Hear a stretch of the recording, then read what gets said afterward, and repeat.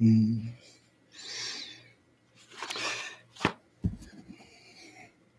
What's up, gang? People, harness racing. Just want to make sure that, again, the usual, this loads up. If for some reason you can't hear me, please type it into the chat. I'm going to get right to it. It's going to be a lot of reading. This time I just basically took notes as it went along, grabbed as much of the pertinent stuff I could. A lot of bombshells today. And the big one that nobody knows about yet. You may have heard something that came up in the last 3 days regarding our friend, Mr. Bourgault. Anyway, again, if you can't hear me, please let me know. I love this new setup. All right, day 2, Fred Bourgault, finish line. We all know the story. On trial for his death that shouldn't have happened. All right. First thing, in the courtroom, we're sitting there on the side with the prosecution, and walks Mr. Bourgault with his girlfriend carrying iced lattes or whatever the hell they were. And the bailiff looks at him and goes, oh, no, out. I mean, right there it starts. As he was leaving, he looks over, he sees me and winks at me. I was very good. I didn't have any reaction, good, bad, or indifferent. Just shows you what he is. All right, no problem.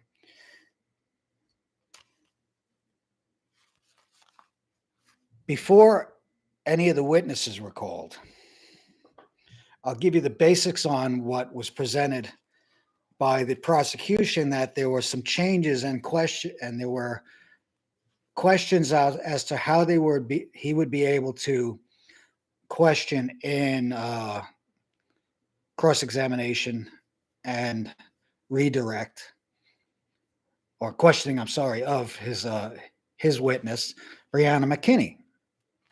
Nobody knew about this until this morning regarding Mr. Bourgault's most recent, and what I was told, indictments for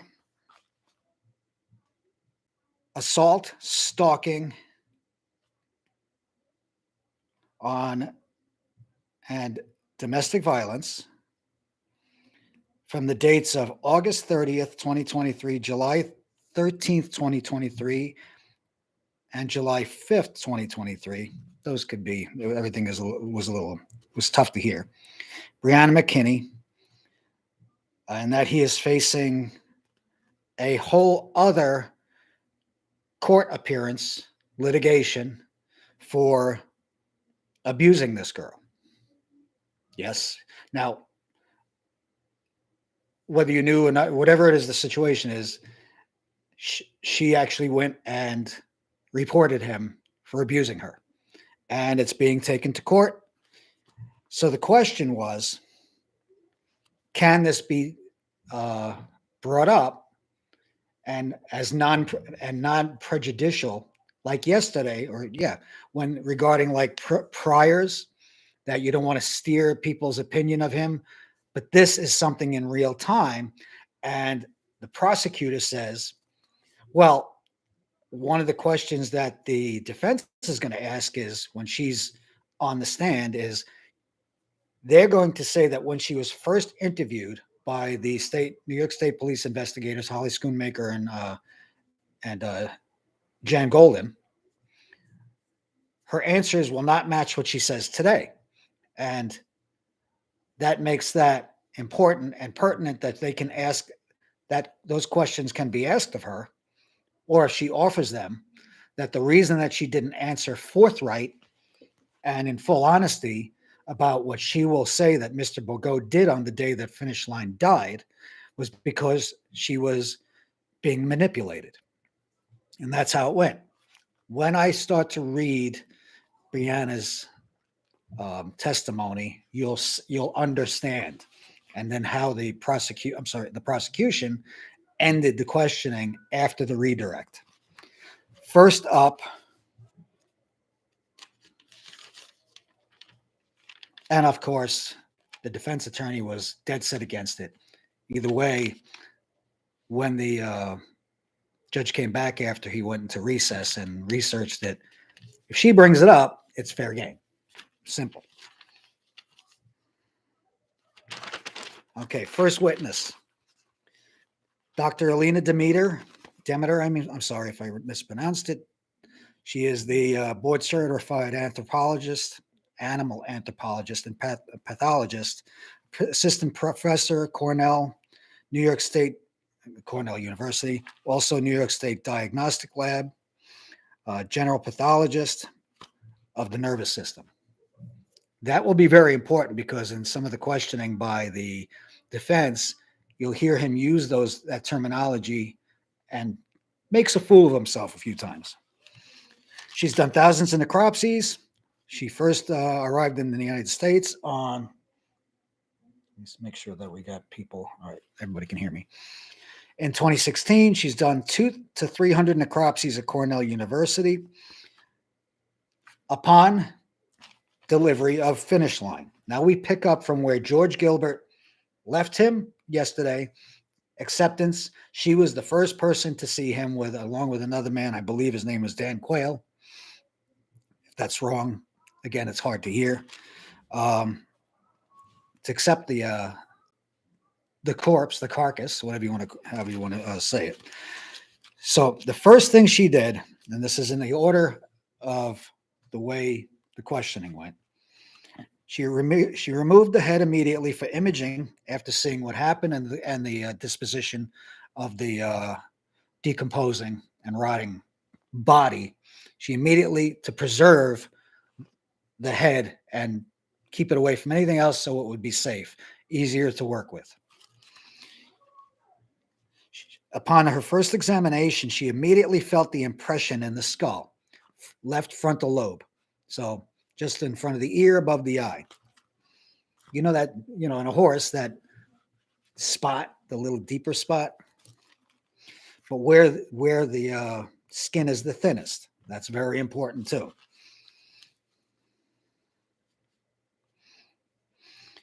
So she did the first imaging and then she peeled back all the soft tissue from the skull and skin removed. So it was just the skull. She immediately saw and could clearly see a straight fracture, a clear straight crack described by her, depression on side above ear, above eye, below ear. She was speaking in layman's terms, and the judge thanked her for doing that. She did digital imaging, the layers, like you would see in like an MRI, and CT scan. And the way she described it is clearly shows a linear depressed displaced fracture. And when you see, and they showed the pictures, now I saw all the pictures that I didn't even see at this point. These were from Cornell. The fracture is, dead straight. And imagine if you're looking at it like this, and this is the fracture, it was like that. One side was where it belongs. The other side was just pushed literally straight down. Like if you cut a soda can and pushed it in. She also noticed later, only in the imaging, not visibly, there was a second non-displaced fracture above the first, above to the right on the other side, not too far away. You'd have to see it. Could have meant two blows. So she was very straightforward. He tried to throw her off a little bit, but realized this woman's, she's a professor. She's not going to, there'll be nothing outside of the lines of exactly how she did her examination. And these are her findings. There's going to be no speculation. This is her opinion based on clinical science of what she's found. And that's what she kept saying. So based on her findings, straight to this, the first, it came right out. This was a non-accidental trauma, meaning by what she found, this did not happen in a paddock. This was not a kick. This was not a fall. And then she continues and says, a firm object, narrow impact area. You know what I mean? He tries to get her on, well, where's the cut? Well, there wouldn't be a cut. It would have been a, and he mentioned pipe. So, a round pipe will not cause generally a cut. It just bang, broke the skull straight down in the shape and the length and whatever. Which also caused hemorrhaging of the brain and damage to the brain. So he goes, now listen to this guy. He says, well, he's mentioning neurology. And he says, well, yeah, but this horse did. Now he says this. Well, the attending vet, Kate Golden, what the heck is her? I forgot what Katie's last name is. Saying her last name. Hang on. Katie Gold. I'm confusing her with Jan Golden. Said that he showed symptoms of neurological upon first examination, issues with the twitching of the face, the eyes, the not able to control himself, all that stuff. And she reminded him, she goes, well, the brain is literally the epicenter of the neurological system in us, in any animal. And he does this quite a few times where he tries to trip people up, and then it makes him look like a fool. But anyway. She continues on and says, location would be very unlikely to self-injure in that area. Would not happen at the burial location. And the type that it is indicates hit with an object such as a tool. And then she again describes the shape of what the tool would have been. Skull fractures are uncommon in horses. Well, he tries to say it happens all the time. She goes on also to say that when horses do have skull fractures, it's usually at the base of the skull when there's let's say a racing impact or something like that. Or horses are always side to side, and it would be on the sides of the head, not on the top by the pole. Then he asks about, well, why wasn't there any swelling? He says, well, she says, well, the flesh is very thin in that area. Did not have time to severely swell. Plus, because of the indentation, if there was swelling, it would be hidden it would have gone down in with the indentation first of the skull fracture.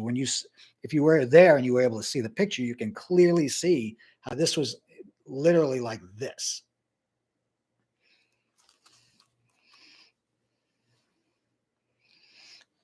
And I say the press fracture also helped hide any swelling.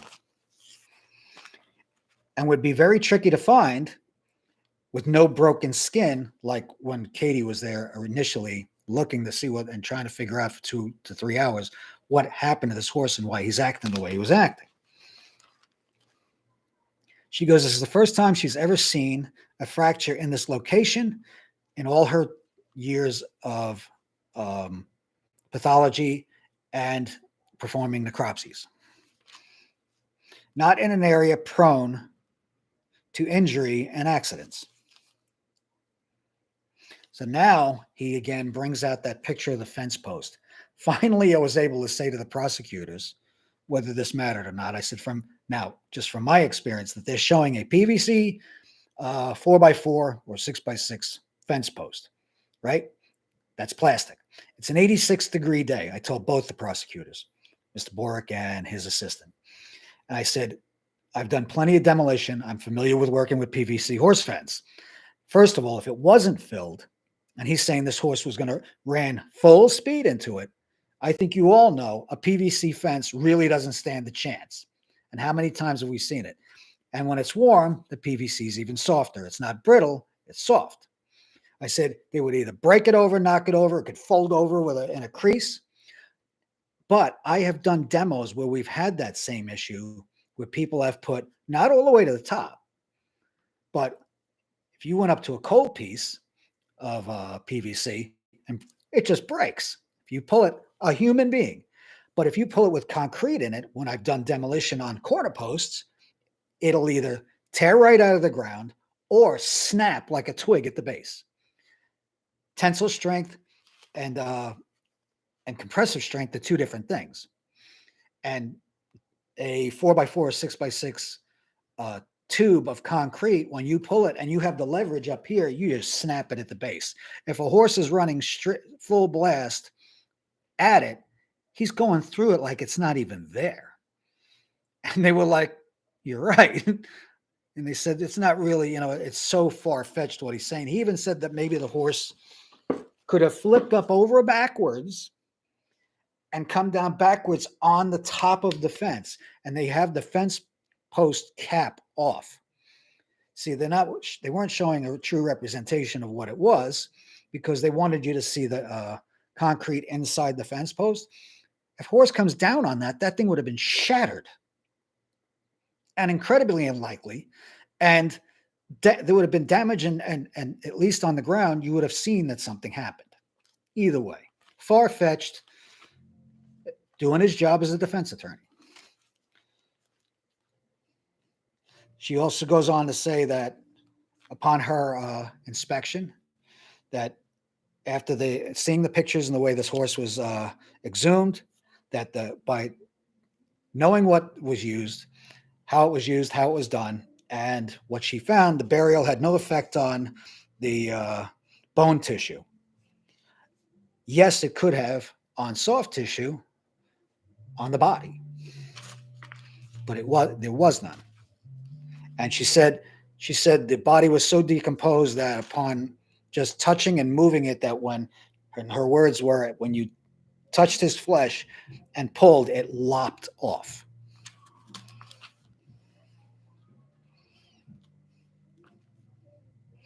They show Exhibit 25, page 2, findings euthanasia, head fracture due to trauma. Using findings in presentation, symptoms found by Dr. Gould, all symptoms can be due to fracture.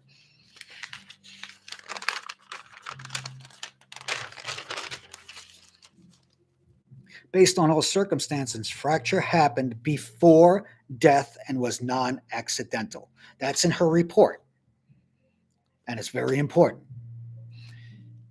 If the fracture happened before death, okay, you've ruled out that it happened from the time he left Pine Bush and was examined at Cornell.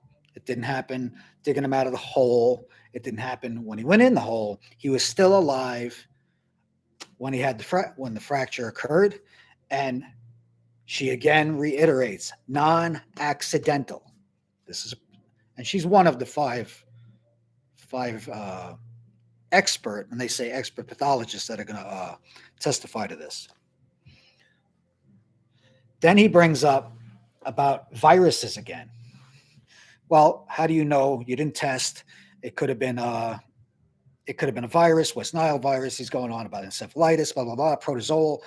And she goes, a horse normal at 1 p.m. and then sudden ataxia at 5 p.m. rules out any virus was present. That would present itself and manifest over time. Incubation period is not just 4 hours. And the horse would have had a spiked fever. Cross-examination. Blow to the head could have caused the nosebleed. The defense again says, tried to use the bleeding, she says, under strenuous activity only. He immediately ran. He did a about face on questioning that. Correlation, he tries to say people were biased by all the info that they were given first. And again, she says, when I'm brought, of course, the trainer is going to tell me what happened, their story, he's lame, blah, blah, blah, blah. But she says, that's good for a starting point, but then I do my examination and I go from there. She says, not the reason they call a veterinarian is because they need help. If they knew if they knew, they wouldn't need help.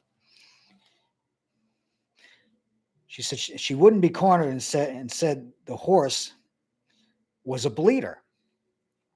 He again comes out at her that the horse is a bleeder. She again explains that bleeder, strenuous activity, racing, Lasix, whatever. Because the testimony by Fred Bourgault was that the reason he went and brought Finish Line in from the paddock is, now get this far-fetched again, he noticed the trickle of blood coming from his nose. And because he cared about the horse, he went out and brought him in from a distance.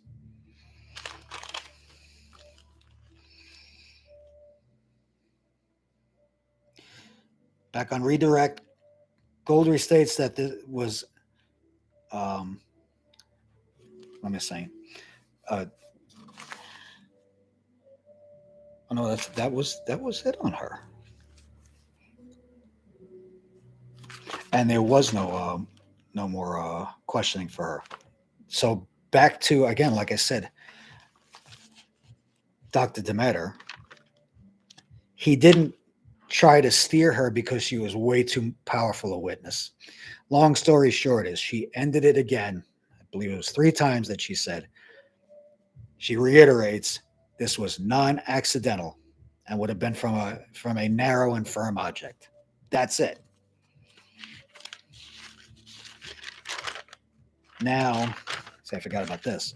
Dr. Gould, Katie Gould, the veterinarian who treated him the day that he died, and she was the vet that put him down and was called because they were in trouble, had to be brought back in to finish up where they couldn't finish yesterday. So at 2 o'clock, she came in, and it was pretty quick. The redirect was she reiterated that also that, in her opinion, this was non-accidental and would have been, after she, now reading the reports, it correlates with what she found. The defense did not like that. Now he asks, this is the prosecution, asks her, you mentioned something about you felt uneasy around, as it got toward the end, you were administering fluids and you felt uneasy that somebody was acting inappropriately in the barn. And she goes, it was inappropriate behavior. Fred, while she was giving fluids, he got very angry and upset and said that wasn't helping anything. This happened inside the stall now. They got the horse in the stall. So he asks now Katie Gould,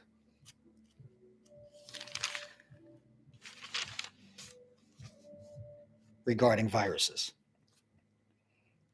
1 p.m. to 5 p.m.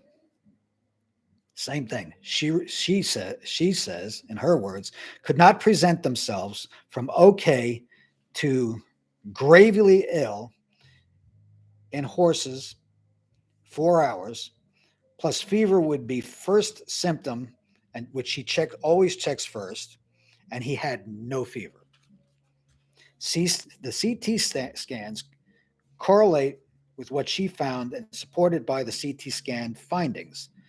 Signs matched later findings. Now she's saying, based on what she found, and then reading the report by Dr. Demeter at Cornell University, bingo, light bulb, it all makes sense. Ataxia, the wobbling, the twitching, even it would have caused a nosebleed. Cerebral hemorrhage trauma is what she called it. Recourse, she reiterates what she found with what was found later. Defense lawyer says, it tells nothing of how or who. She says the CT scan supports what she found. So here's where he says it's neurological. So she says, yes, a fracture caused the brain trauma, which is neurological! Exclamation point.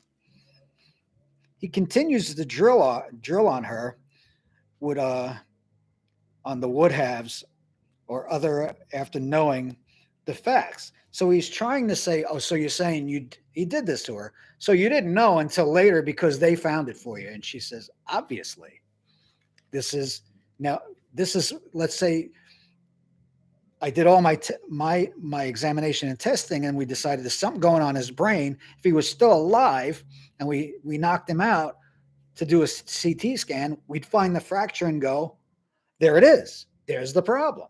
It wasn't obvious from a visual examination or even physical, because as she went over him, there was nothing there. It was underneath.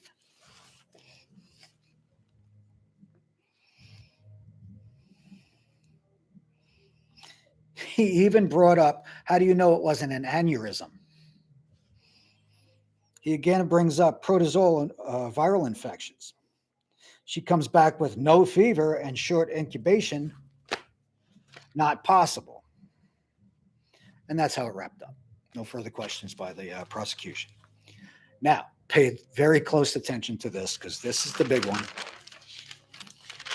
And I mean, this is where I even said, at one point when this young girl made some statements, just wow. Again, if you go back, this is Brianna McKini, his girlfriend at the time, and we all know what the prosecution asked of the judge, that there's been some new revelations as to Mr. Bourgault's legal battles that he's got coming up on him, and some new litigation that's going to be taken up against him. They call up Brianna McKini. They're hidden in the witness room. Comes up as she's walking, right before she comes in, and not a little bit after the judge said her name, Bourgault starts laughing. First thing, they just did the general questions. She was living at Pine Bush Training Center with Fred. Finish line was mostly kept outside and did have a stall in the barn, but because he was not racing, most of Herman's horses were outside most of the time. He asked her about the twitch. First, they did some pictures of the barn and just basics. This is, again, the prosecution asking her to give everybody a scope and idea of the barn. Showed the wash stall, cross ties. She describes them. What's this door? It was the first stall on the right, which would have been their tack room. It had a passcode lock on it. What's in there? We know what's in there. Was there a whip in the wash stall when she gets there? We'll go over this.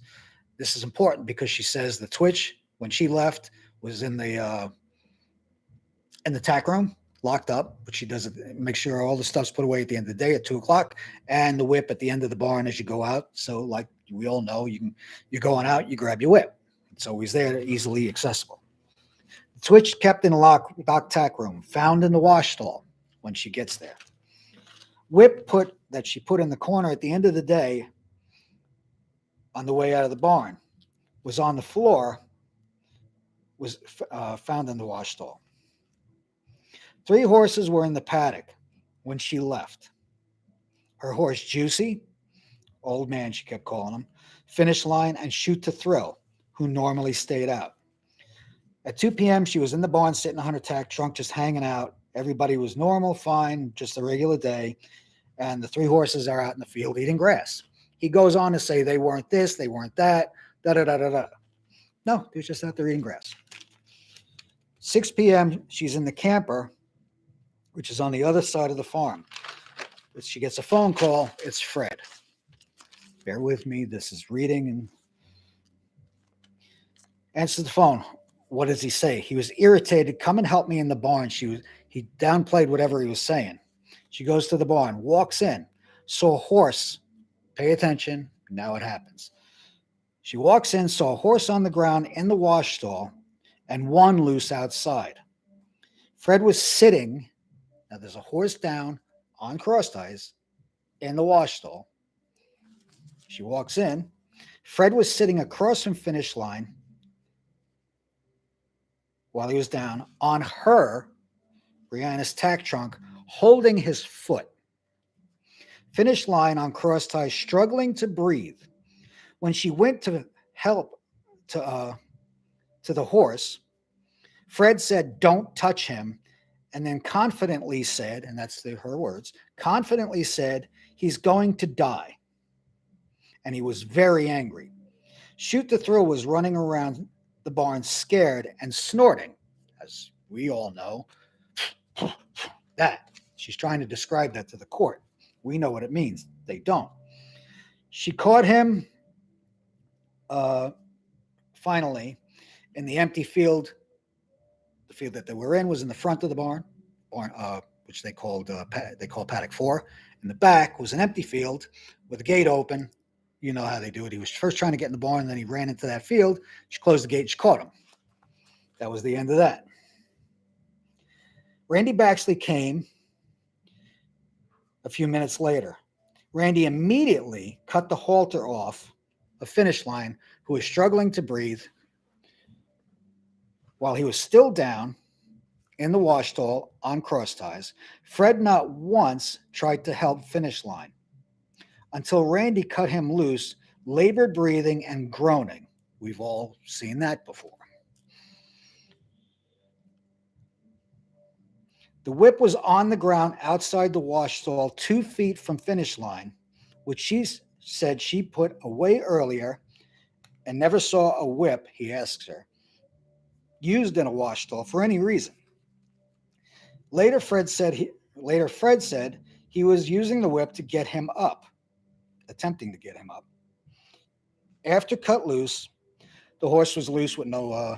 He did get up after he was cut free from his halter on the cross tie. Started to breathe. He got up and he walked back to his stall like he was drunk.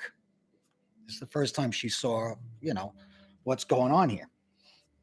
The other 2 horses were still bugging out.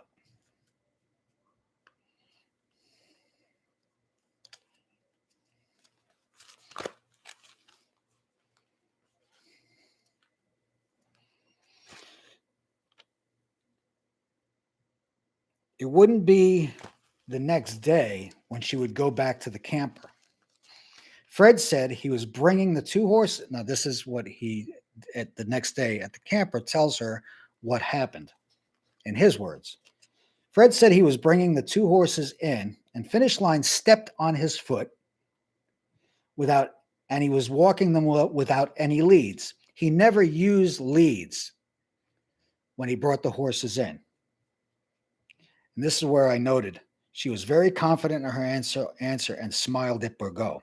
She also added, which is stupid, at the end of that, bringing the horses in, 2 horses without any leads. Then she smiled. The defense attorney was furious and snaps at her and immediately says to her, where did she come up with this story of Shoot to Thrill? The way he said it, the judge called both the attorneys to the bench off the record. He basically said, you're getting out of control. Now, he says, according to what Brianna had now just testified, he says, why did she withhold info at the first testimonies and interviews with the investigators, New York State Police? When being asked by Holly, asking questions, why did she not answer them on what happened? Also asked by the prosecutor in earlier interviews about Shoot to Thrill. Never mentioned Shoot to Thrill being loose. Why did she not come forward with this earlier? Wouldn't this be important? Asks her about her physical concern with Finish Line. Condition, I'm sorry. Was concerned with this physical condition with Finish Line and care at the time. She originally testified when she was with Bourgault that she was worried that Herman wasn't taking care of the horse properly. He goes on to say that you told Schoonmaker it took minutes to get to the barns. Said Fred was only checking horse horse's water, and her horse was a kicker, meaning her horse, her old horse that was in the paddock, there were 3 horses in the paddock, was a kicker. Never mentions that he was loose. Accuses her of lying that Shoot the Thrill was never loose. She kept saying at the moment when we had the horse in the barn in despair and in distress, after she caught Shoot the Thrill, he was irrelevant. It was not important. He was fine. He goes on to say things like, well, you got a horse running loose. He could have gone out in the road. He's running on asphalt. She goes, no, he was running around the barn.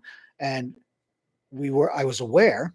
Randy had not gotten there yet, the farm maintenance guy, to feed Augie's horses. That's how he found out what was going on inside, because he heard the commotion when he went to feed the babies that are close to that barn, I guess. And she says, my main concern was finish line. And once Shoot the Thrill was, I caught him in the back paddock, no issue. He kept driving this too. But what he's saying is, why did you say this then and that then and this now? She again left all this out when first interviewed by Holly. This is again coming from the defense attorney. Told Holly all about, why didn't Holly tell her about the tools? The whip or the twitch. She was asked, were there any tools in the barn? He tries to say that, why didn't she go through an inventory of the barn of what could have, she wasn't thinking that. A twitch is just normal part of the barn. A whip is the normal part of the barn, whatever.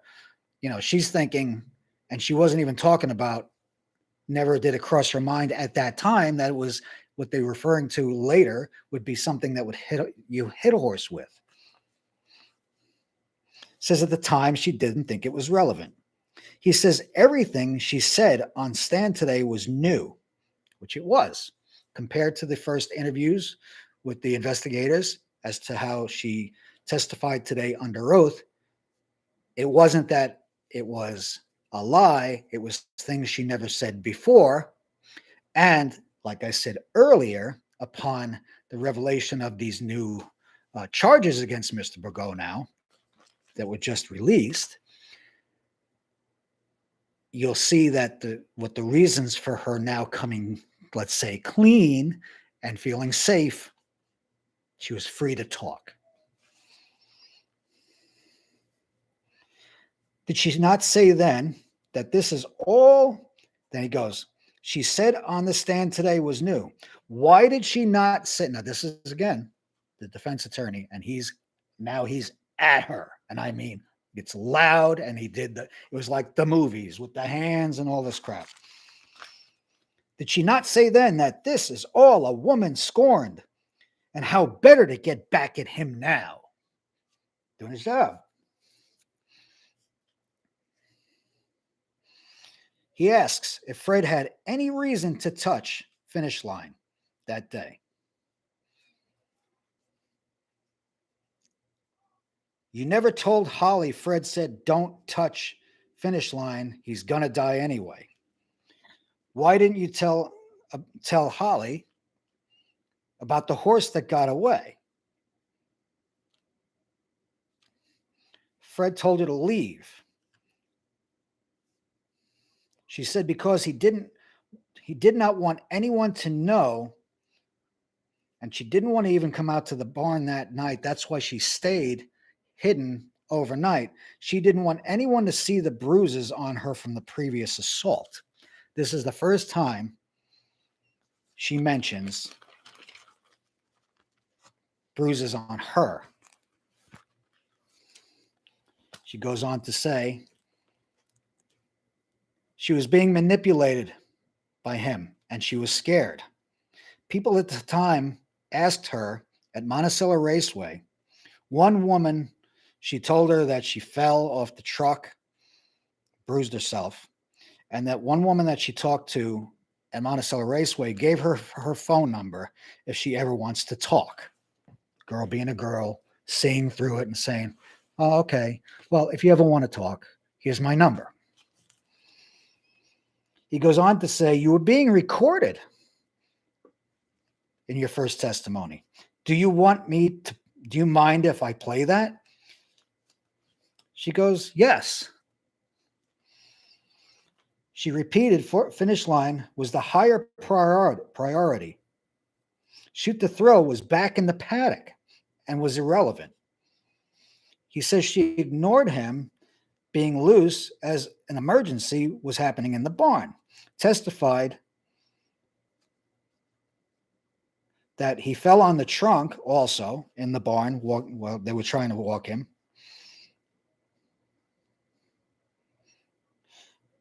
While he was walking.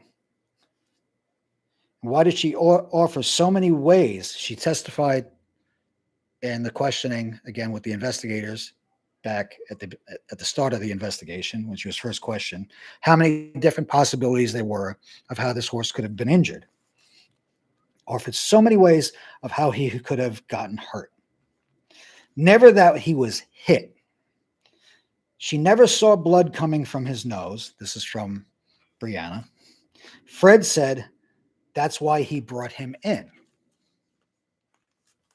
Redirect. The prosecutor only had 3 questions for her.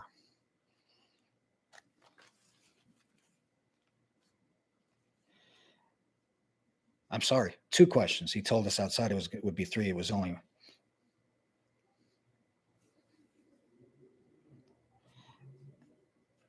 And the last question, he just repeated again the thing about the investigators ask you about the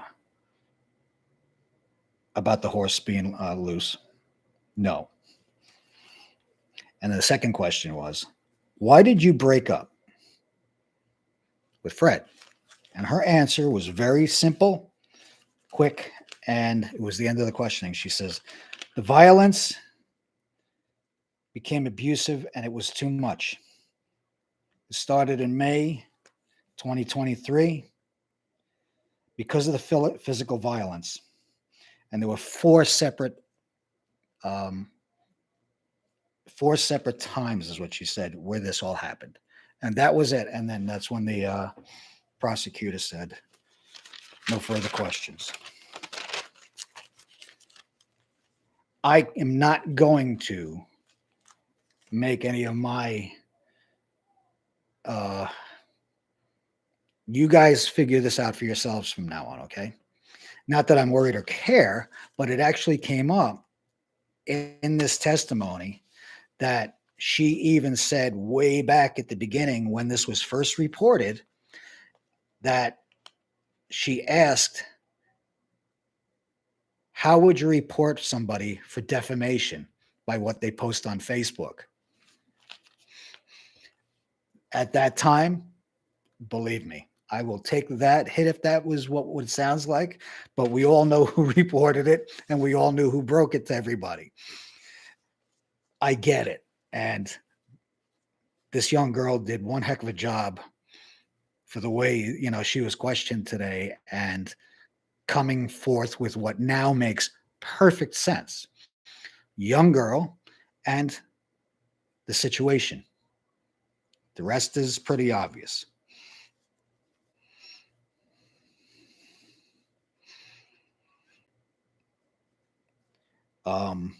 Also that she did, when she did report it, she has the pictures with the digital timestamp proving when it was taken, the bruises of her, people that saw the bruises on her, all reported with the New York State Police. And again, ask why did she tell Holly no? Fear. Now, Holly Schoonmaker testified right after her, New York State Police senior investigator. That's the woman that literally physically got in the hole at finish line and dug him out by hand, which she told me afterwards. She goes, I love horses, but would never wish it on anybody. And it wasn't really much. He didn't dare mess with her. Straightforward questions, straightforward answers, end of story. He asks her, did the bucket ever touch finish line's head? She was either in the hole or just outside the hole. She said it was so soft that when you stood there, you would fall into it. She physically held his head right into the trailer. Cross-examination, really nothing. Then the judge repeated the question himself. He says, and he was going to because I guess he used to for the court and jury, he said, well, for me, since he's actually the jury, how the horse was lifted. And she said, by his legs, just off the ground, so where I could cradle him. And she held this horse from the time they lifted him out to the trailer and gently laid him in. She physically held 9 days in the ground underneath manure. And I told her, after I saw her and I was able to finally, now that this is over, chit chat with her. She said, I wouldn't wish this on anybody. I said, you're a badass. I said, I couldn't do that. So, and that's how it ended. Day 3 is this Friday, 10:30, same time, same place, same station, whatever you want to call it. But what you're starting to see now is establishing where the defense attorney says this guy has no motive for what people are accusing him of. Well, they're establishing his dossier and his history of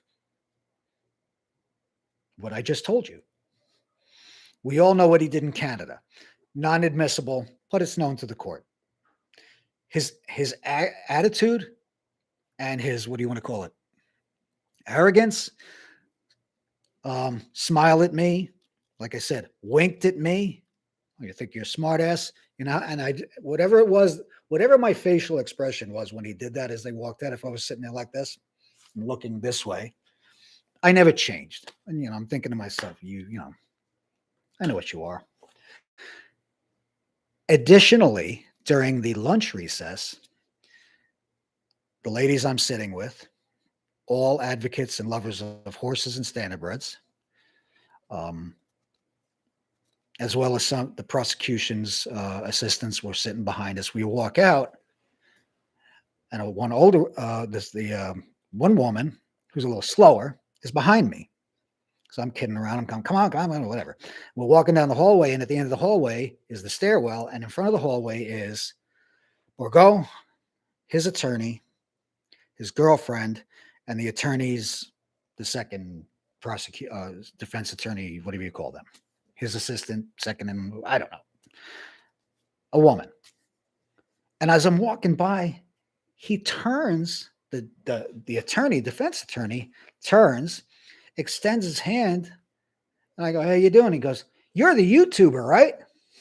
I said, no, I'm not a YouTuber.